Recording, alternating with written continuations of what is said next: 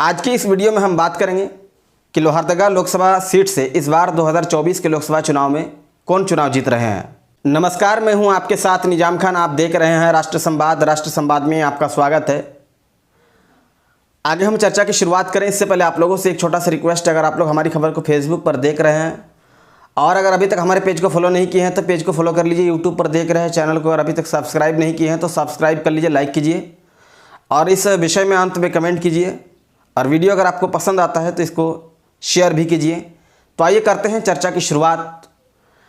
आज की इस वीडियो में हम बात करेंगे कि लोहरदगा लोकसभा सीट से इस बार 2024 के लोकसभा चुनाव में कौन चुनाव जीत रहे हैं। इसके साथ साथ लोहरदगा लोकसभा सीट को लेकर और कई मुद्दों पर हम बात करेंगे।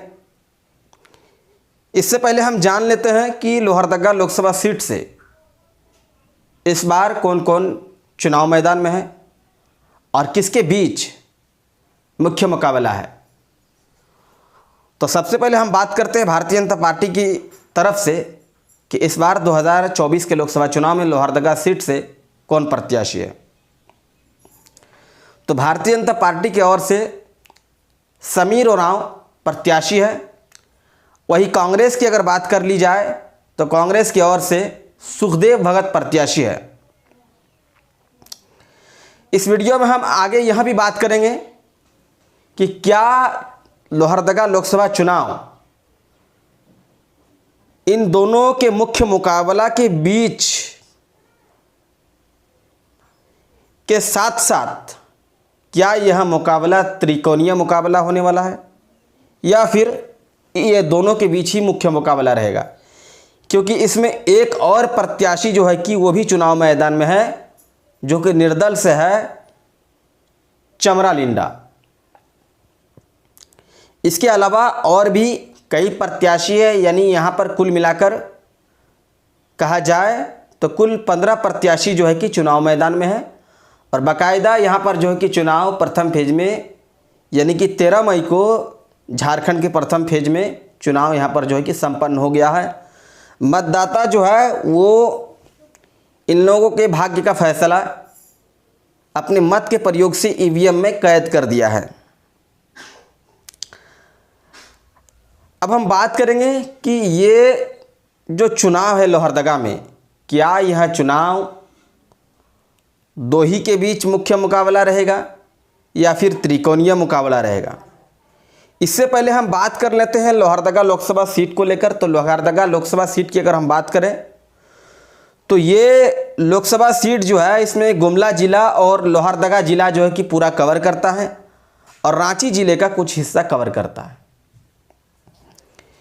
इसके अलावा अगर हम विधानसभा की बात करें तो यहाँ पर 5 विधानसभा है, जिसमें से एक विधानसभा आता है मांडर, जहाँ से शिल्पी नेहा तिर्की विधायक है जो कि कांग्रेस पार्टी की ओर से चुनाव जीत करके आई है।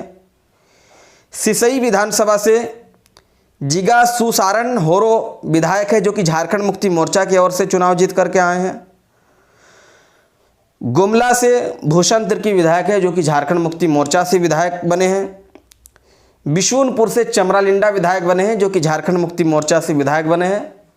हालांकि झारखंड मुक्ति मोर्चा इस पर कार्रवाई कर दी है, इसको पार्टी से निकाल दिया है क्योंकि ये जो है कि निर्दल चुनाव लड़ रहे हैं। इसमें से जो झामुमो के वरीय पदाधिकारी है उन लोगों का कहना है कि ये गठबंधन धर्म के खिलाफ है, इस वजह से जो है कि इस पर कार्रवाई की गई है और इसको जो है कि पार्टी से निकाल दिया गया है। इसके अलावा और एक सीट है लोहरदगा, जहां से रामेश्वर उरांव विधायक बने जो कि कांग्रेस पार्टी की ओर से चुनाव जीत करके आए। अभी वर्तमान में वो झारखंड सरकार में मंत्री है। यानी इस 5 विधानसभा में हम देखें, गौर करें तो ये 5 विधानसभा में एक भी विधायक भारतीय जनता पार्टी का नहीं है। अब हम बात कर लेते हैं कि यहाँ से कितनी बार कांग्रेस ने प्रतिनिधित्व किया है और कितनी बार भारतीय जनता पार्टी ने प्रतिनिधित्व किया है। तो कांग्रेस ने इस लोकसभा सीट से कुल 8 बार प्रतिनिधित्व किया है, जिसमें से 1962, 1967, 1971, 1980, 1984, 1989, 1998 और 2004, यानी 8 बार इस लोकसभा सीट से कांग्रेस ने प्रतिनिधित्व किया है। इसके अलावा भारतीय जनता पार्टी की बात करें तो भारतीय जनता पार्टी इस लोकसभा सीट से कुल 6 बार प्रतिनिधित्व किया है। 1991, 1996, 1999, 2009, 2014 और 2019। लेकिन इस सीट पर जो सबसे दिलचस्प बात है उसमें यही देखने को मिल रहा है कि इस सीट से सुदर्शन भगत जो लगातार 3 बार के सांसद रहे, 2009, 2014, 2019, तीनों बार सांसद रहने के बावजूद भी भारतीय जनता पार्टी ने जो है इस बार उनका टिकट काट दिया और वहां से समीर उरांव को चुनाव मैदान में उतार दिया। आगे हम बात करेंगे कि आखिर सुदर्शन भगत का टिकट क्यों काट दिया गया, इस पर भी हम बात करेंगे। इससे पहले हम बात कर लेते हैं यहाँ पर जो मतदाताओं की संख्या है 14,41,302 कुल मतदाताओं की संख्या है। इसमें से 7,13,911 पुरुष मतदाता हैं, 7,27,387 महिला मतदाता हैं। इसके अलावा इसमें 4 जो मतदाता है वो थर्ड जेंडर है। वही ग्रामीण क्षेत्र के वोटर्स की बात करें तो यहाँ 96% ग्रामीण क्षेत्र के वोटर्स है और 4% जो है शहरी क्षेत्र के वोटर्स है। वहीं अगर जातीय समीकरण पर भी हम बात करें तो इसमें जो एसटी समुदाय के वोटर्स है वो 64.04% है। एससी समुदाय से 2.69% है। इसके अलावा सामान्य व अन्य वर्ग से 33.27% है। 35% हिंदू वोटर्स है, 15% मुस्लिम वोटर्स है, 17% ईसाई वोटर्स है। इसके अलावा 33% जो है अन्य वर्ग के मतदाता है। अब हम बात कर लेते हैं यहाँ से कि आखिर सुदर्शन भगत का टिकट इस बार क्यों काट दिया गया। तो वो कहीं न कहीं एक कारण यह भी बन सकता है, हालांकि ये पूरी तरह से साफ नहीं कहा जा सकता है, ये अनुमान के आधार पर ही कहा जा सकता है। 2019 में जो वो चुनाव जीत करके आए थे सुदर्शन भगत, उसमें से उनको जो कुल वोट पड़ा था 3,71,595 और उसमें उसके जो खिलाफ जो चुनाव लड़ रहे थे सुखदेव भगत, उसमें उनको जो वोट पड़ा था 3,61,232, यानी जो हार जीत का अंतर था 10,363 था। यानी 10,363 वोट से जो है कि सुदर्शन भगत चुनाव जीते थे। इसके अलावा 2014 की बात करें तो उस समय सुदर्शन भगत को 2,26,666 वोट प्राप्त हुआ था और कांग्रेस की ओर से जो चुनाव मैदान में थे रामेश्वर उरांव चुनाव मैदान में थे, जिन्हें वोट पड़ा था 2,20,177, यानी जो अंतर था उसमें 6,489, यानी उसमें जो वो चुनाव जीत करके आए थे 6,489 मतों से जो है कि वो चुनाव जीत कर गए थे। इसके अलावा 2009 की अगर हम बात करें तो उस समय सुदर्शन भगत को जो वोट प्राप्त हुआ था उसमें 1,44,628 वोट जो है कि उनको प्राप्त हुआ था और निर्दल से जो चमरा लिंडा चुनाव लड़े थे उसमें उनको 1,36,345 वोट प्राप्त हुआ था। यानी जो हार जीत का अंतर था 8,283 वोट से जो है कि सुदर्शन भगत चुनाव जीते थे। यानी हार जीत का जो अंतर था वो कुछ ख़ास अंतर नहीं देखा जा रहा। शायद यह भी एक कारण रहा होगा कि सुदर्शन भगत को इस वजह से जो है कि चुनाव मैदान में उतारा नहीं गया। समीर उरांव को चुनाव मैदान में उतारा गया। समीर उरांव की अगर हम बात करें तो समीर उरांव राज्यसभा सांसद रहे और अनुसूचित जनजाति के राष्ट्रीय अध्यक्ष, भाजपा के राष्ट्रीय अध्यक्ष भी रहे, वर्तमान में है भी। वहीं सुखदेव भगत लगातार चुनाव लड़ रहे हैं और चमरालिंडा की अगर हम बात करें तो चमरालिंडा वो शख्स है जो बिशुनपुर विधानसभा से निर्दल भी चुनाव जीत करके आए हैं। इसके अलावा 2009 में वो सेकंड पोजीशन में भी लोहरदगा लोकसभा सीट से थे, यानी मात्र 8,283 वोट से जो है कि वो हार गए थे। और यही कारण रहा होगा कि वे 2024 के लोकसभा चुनाव में भी चुनाव मैदान में उतरे। शायद उनको लगा होगा कि ज़्यादा अंतर नहीं है, ये शायद वो वोट को जो है कि वो प्राप्त कर लेंगे। अब हम जो बात कर रहे थे कि क्या यह मुकाबला, क्या चमरालिंडा त्रिकोणीय मुकाबला में तब्दील कर पाएंगे कि नहीं कर पाएंगे। अगर इस हिसाब से जो चमरालिंडा की जो 2009 की बात की जाए, इसके अलावा जो वे बिशुनपुर विधानसभा से कई बार विधायक चुने गए हैं, इसके अलावा निर्दल से भी विधायक चुने गए, इस हिसाब से अगर देखेंगे तो कहीं न कहीं लोहरदगा लोकसभा सीट को चमरालिंडा त्रिकोणीय मुकाबले में खड़ा कर दिया है।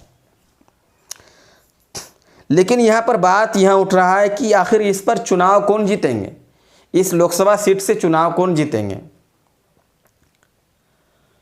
और अगर आप लोहरदगा लोकसभा सीट से हैं तो यह प्रश्न तो आपके दिमाग में और ज़्यादा कहीं ना कहीं खटखटाने लगेगा कि लोहरदगा लोकसभा सीट से चुनाव कौन जीतेंगे, क्योंकि चमरालिंडा भी एक कद्दावर नेता है और वो भी चुनाव मैदान में उतर गए हैं।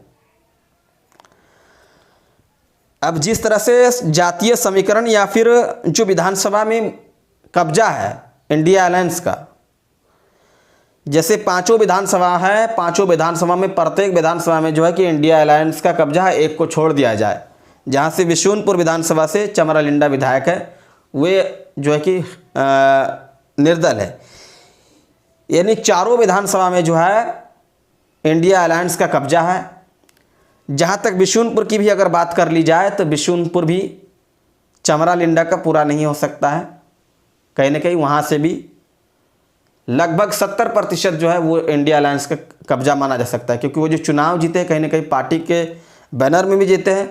हालांकि उनका एक कद रहा है, इस हिसाब से भी अगर देखा जाए तो 50% पार्टी को देते हैं, दिया जाएगा क्रेडिट, और 50% जो है वो चमरालिंडा को दिया जाएगा। इस हिसाब से देखा जाए तो भारतीय जनता पार्टी के पास जो है कि कोई कब्जा यहाँ पर नहीं देखा जा रहा है। इस हिसाब से फिर देखेंगे तो सुखदेव भगत जो है कि इन दोनों पर भारी नज़र आ रहे हैं और चुनाव जीतते नज़र आ रहे हैं। इसके अलावा जातीय समीकरण पर भी अगर हम बात करेंगे तो एसटी समुदाय का 64% है, जो कहीं ना कहीं ये सुखदेव भगत के पक्ष में कुछ एक परसेंट को अगर छोड़ दिया जाए तो ये सुखदेव भगत के पक्ष में आता दिखाई दे रहा है। इसके अलावा सामान्य अन्य वर्ग में जो है, इसमें भी जो है कि कहीं ना कहीं वो भी 3 भागों में बंटता नज़र आएगा। यहाँ 3 भागों में भले ही बंटता नज़र ना आए, यहाँ भाजपा को ज़्यादा ही दे दिया जाए, लेकिन फिर भी जो है कि कहीं ना कहीं 3 भाग का 1 भाग जो है कि सुखदेव भगत को मिलता नज़र आ रहा है। इसके अलावा जो 35% हिंदू है वो भाजपा को जाता नज़र आ रहा है, लेकिन इसमें भी कुछ 1% जो है कि कहीं ना कहीं 2-4 या 5% जो है कि वो सुखदेव भगत के पक्ष में आता कहीं ना कहीं नज़र आ रहा है। इसके अलावा जो 15% मुस्लिम हैं वो कहीं ना कहीं जो कि एक मुश्त वोट जो है कि कहीं ना कहीं वो सुखदेव भगत के पक्ष में नज़र आ रहा है। इसके अलावा 17% जो ईसाई है, इसमें भी कहीं ना कहीं जो है कि 10 से 12% जो है कि वो कहीं ना कहीं सुखदेव भगत के पक्ष में नज़र आ रहा है। यानी इस हिसाब से देखेंगे तो सुखदेव भगत जो है चुनाव जीतते नज़र आ रहे हैं, लेकिन इसका जो खेल बिगाड़ने वाला अगर कोई है तो यहाँ चमरालिंडा साबित हो रहा है। ये चमरालिंडा जो है ये कहीं ना कहीं सुखदेव भगत का खेल बिगाड़ते नज़र आ रहा है। इससे फिर जो है कि कहीं ना कहीं समीर उरांव को जो है कि कहीं ना कहीं फ़ायदा पहुंचते नज़र आ रहा है। यानी इस हिसाब से देखेंगे तो चमरालिंडा चुनाव जीतते नज़र नहीं आ रहे हैं। हालांकि मुकाबले को त्रिकोणीय मुकाबले में तब्दील कर दिया है और यहाँ जो फाइट नज़र आ रहा है वो कहीं ना कहीं दिलचस्प फाइट नज़र आ रहा है। हालांकि चुनाव जीतते सुखदेव भगत नज़र आ रहे हैं, लेकिन उतना भी सुखदेव भगत के लिए आसान नहीं है, क्योंकि यहाँ से लगातार 3 बार भारतीय जनता पार्टी चुनाव जीत करके आए हैं।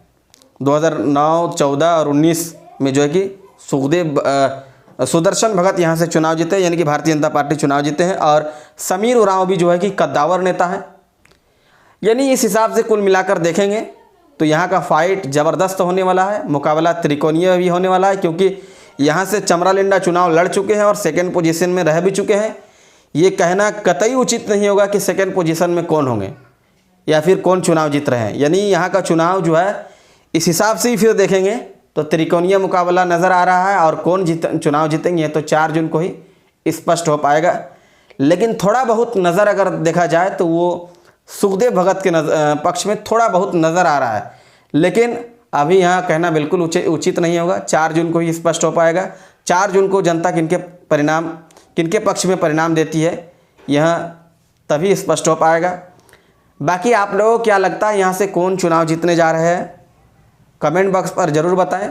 क्या यहाँ का मुकाबला त्रिकोणीय है या फिर चमरालिंडा यहाँ पर सिर्फ वोट कटवा साबित होंगे, यह भी कमेंट बॉक्स पर बताएं। या फिर चमरालिंडा यहाँ एक कद्दावर नेता के रूप में चुनाव जीतते नज़र आ रहे हैं, या फिर समीर उरांव यहाँ से चुनाव जीतते नज़र आ रहे हैं। कौन चुनाव जीतते नज़र आ रहे हैं कमेंट बॉक्स पर बताएं। बाकी खबर कैसे लगी कमेंट ज़रूर करें। खबर अच्छी लगे तो लाइक शेयर करें, हमारे पेज को फॉलो करें, यूट्यूब चैनल को सब्सक्राइब करें। धन्यवाद।